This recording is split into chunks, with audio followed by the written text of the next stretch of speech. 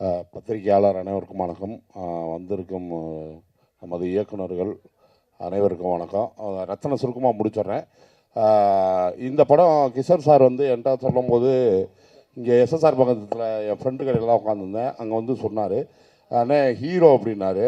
ஏங்க நான் என் பொழப்பு கரெக்டாக போயிட்டுருக்கு, நான் அதெல்லாம் பண்ண மாட்டேன் அப்படின்னேன். இல்லை நீங்கள் கதையை கேளுங்கண்ணே அப்படின்னாரு. கதையை கேட்கும்போது தான் அது தெரிஞ்சு அவர் பண்ணியிருக்க ஸ்க்ரீன் ப்ளே தான் அதில் ஹீரோ அப்படின்ட்டு. ஏன்னா எல்லா பார்ட் எந்தெந்த இது நடிக்கிறாங்களோ அந்த கேரக்டருக்கு பூரா அந்த பூஸ்டேஜ் இருக்கும். அதனால தான் நான் இந்த படத்தையே நான் ஒத்துக்கிட்டேன்.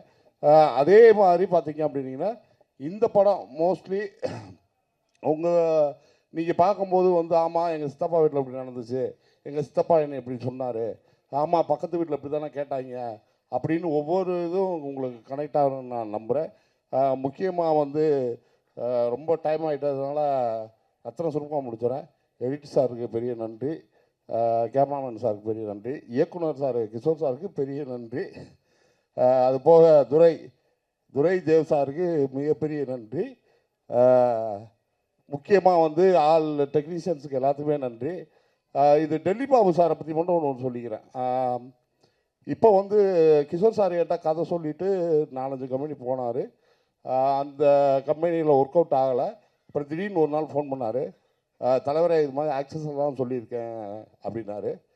அப்போ வந்து இவர் பட்ஜெட்டில் எனக்குன்னு ஒரு சம்பளம் போட்டு வச்சுருந்தார். அப்போ நான் சொன்னேன், சம்பளம் எவ்வளோ சொன்னீங்க என்னென்னு. நீங்கள் போட்டிருந்த பட்ஜெட்டில் உள்ள இதுதான் அப்படின்னாரு அப்படின்னு சொன்னார். நான் சொன்னேன், ஏங்க நான் கம்பெனி ஆர்டிஸ்ட் மாதிரிங்க, மரத நாணயம் ராட்சசன் பேஜ் வந்து இப்படி படிப்படியாக நான் அங்கே எவ்வளோ சம்பளம் வாங்குறது தெரியுமா, நீங்கள் இப்போ இந்த சம்பளம் போட்டு வச்சுருக்கீங்களே, அவங்க எப்படி நான் எப்படி அதை மறுத்து இருக்க முடியும் அப்படின்னோடனே அப்படின்ட்டு சரி வாங்க அப்படின்னு போனேன்.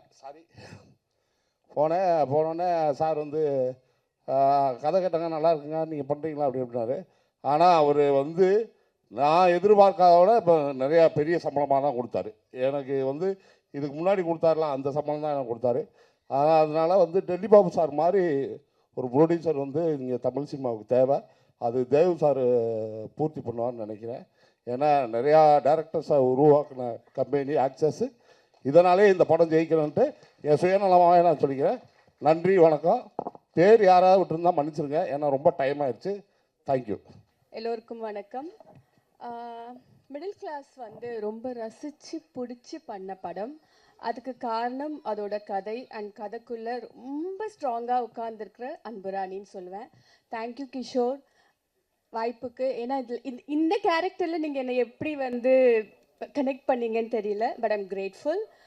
பிகாஸ் விஜய்க்கும் அன்புராணிக்கும் ரொம்ப கான்ட்ராஸ்ட், ரொம்ப தூரம் அது.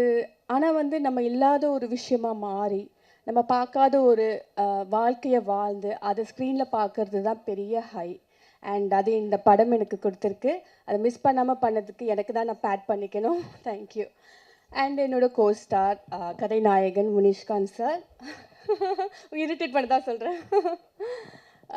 இந்த கேரக்டரை பொறுத்த வரைக்கும் மிடில் கிளாஸ் ஃபேமிலி மேன், ரொம்ப யதார்த்தமான ஒரு தோற்றம், நல்லா நடிக்கக்கூடிய ஒரு ஆள் தேவை. அதுக்கு உங்களை தவிர வேறு யாரும் பொருத்தமாக இருப்பாங்களான்னு எனக்கு தெரியல. அவ்வளோ நல்லா பண்ணியிருக்கீங்க, அவ்வளோ வாழ்ந்திருக்கீங்கன்னு சொல்வேன். உங்கள் கூட நடித்தது எனக்கு ரொம்ப சந்தோஷம். அண்ட் காஸ்ட் அண்ட் க்ரூ, இந்த படத்தில் சம்மந்தப்பட்ட எல்லாருமே அவங்களோட பார்ட்டை பெஸ்ட்டாக பண்ணியிருக்காங்க. அதனால தான் வந்து we have a winner here. So அவங்க எல்லாருக்குமே ரொம்ப வாழ்த்துக்கள். அண்ட் ஆஃப்கோர்ஸ் நாங்கள் நினச்சதை விட சிறப்பாக படம் வந்திருக்கு, சிறப்பான இடத்துல வந்து இப்போது இருக்குது. இதுக்கு எல்லாத்துக்குமே வந்து எங்கள் ப்ரொடியூசர் திலீப் பாபு சாரோட பிளெஸ்ஸிங்ஸ் தான் காரணம்னு நான் ரொம்ப நம்புகிறேன். அண்ட் அவர் விட்ட இடத்துலேருந்து அதே பேஷனோட அதே வந்து அந்த லெகசியை வந்து முன்னே எடுத்துகிட்டு போகிற தேவன் துரைக்கு என்னுடைய வாழ்த்துக்கள். இன்னும் பெரிய இடத்துக்கு நீங்கள் போகணும். அண்ட் ஆஃப்கோர்ஸ் இந்த படம் 21st வருது. உங்கள் எல்லாருக்கும் கண்டிப்பாக பிடிக்கும், அதில் எந்த டவுட்டுமே இல்லை. படத்தை போய் பாருங்கள், சப்போர்ட் பண்ணுங்கள். Thank you ma'am. நீங்கள் கண்டிப்பாக இதை பற்றி பேசணும். ஏன்னா நீங்கள் சொன்ன மாதிரி உங்களுடைய ரியல் லைஃப் கேரக்டருக்கும் அன்புராணிக்கும் அப்படியே கான்ட்ராஸ்ட்னு சொன்னீங்க. ஸோ உங்கள் க்ளோஸ் டைம் ஆகுதாண்ணா? முடிச்சிடலாண்ணா, டைம் ஆகுதான் ப்ரோ. ரைட், சீக்கிரம் முடிச்சிடறேங்க. ஸோ உங்களுடைய லைஃப்ல இருந்து நீங்கள் பார்க்கும்போது அன்புராணி ஏதோ ஒரு வகையிலையாவது உங்களுக்கு பரிச்சயமா இருந்திருக்கும். அந்த ஆஸ்பெக்ட்ல இருந்து ஏதாவது ஷேர் பண்ணலாமா? பரிச்சயம்னா நிறைய பார்த்துருக்கோம். பக்கத்துல சண்டை வந்துச்சுன்னா வந்து போய் பார்ப்போம் என்ன சண்டை போடுறாங்கன்னு. அங்க அன்புராணி இருப்பாங்க. அங்க பார்த்து பேசலாம். ஸோ அந்த மாதிரி நிறைய பார்த்து வளர்ந்த ஒரு கேரக்டர் தான் அது. எல்லாருமே பார்த்துருப்பீங்க, உங்க வீட்டில் பார்த்துருப்பீங்க, பக்கத்து வீட்டில் பார்த்துருப்பீங்க, இல்லை உங்களுக்குள்ளேயே பார்த்துருப்பீங்க.